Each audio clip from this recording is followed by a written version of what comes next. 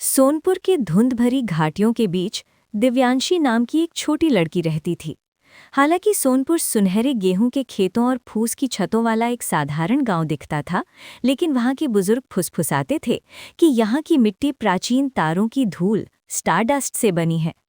दिव्यांशी एक जिज्ञासु लड़की थी, जिसकी आंखें अंधेरे कमरे में भी चमकती रहती थीं। जहां दूसरे बच्चे चौक में लुका छिपी खेलते थे, वहीं दिव्यांशी अपना समय विस्परिंग वुड्स के किनारे बिताती थी।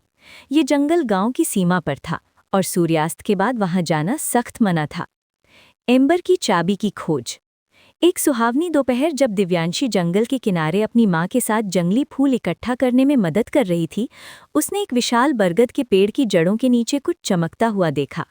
वो एक चाबी थी, जो धातु की नहीं बल्कि चमकते हुए एम्बर से बनी थी। जैसे ही उसकी उंगलियों ने उसे छुआ, जंगल अब अंधेरा नहीं लग रहा था। इसके बजाय पत्तियां जीवंत बैंगनी रंग में बदल गईं और आगे का रास्ता पिसे हुए हीरों की तरह चमकने लगा। सोनपुर का रहस्य। आश्चर्य से भरी दिव्यांशी ने सीमा पार कदम रखा। उसे ये देखकर हैरानी हुई कि पेड़ों ने एक मधुर धुन गुनगुनाना शुरू कर दिया, वही लोरी जो उसकी दादी उसे रात में सुनाती थीं। जंगल की गहराई में उसे एक छिपा हुआ तालाब मिला, जहां पानी बहता नहीं था बल्कि हवा में तैर रहा था। वहां उसकी मुलाकात अस्त्रा से हुई, जो रेशमी पंखों वाला एक छोटा सा ड्रैगन था।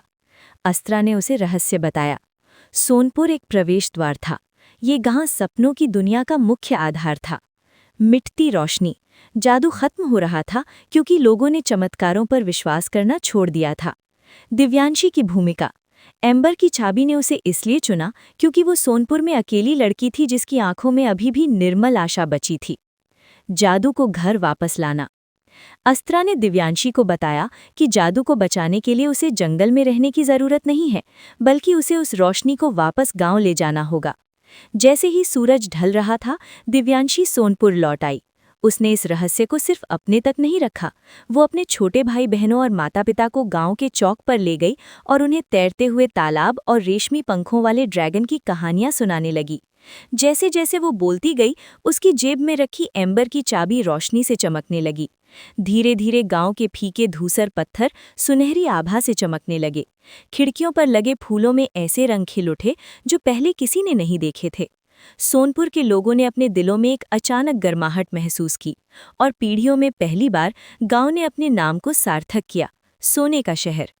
उस दिन से दिव्यांशी सोनपुर की रक्षक बन गई। उसने ग्रामीणों को सिखाया कि जब तक वे अपनी कल्पनाओं को जीवित रखेंगे, उनकी दुनिया और जादू के साम्राज्य के बीच का पुल कभी बंद नहीं होगा। आगे जानने के लिए पार्ट 2 देखें।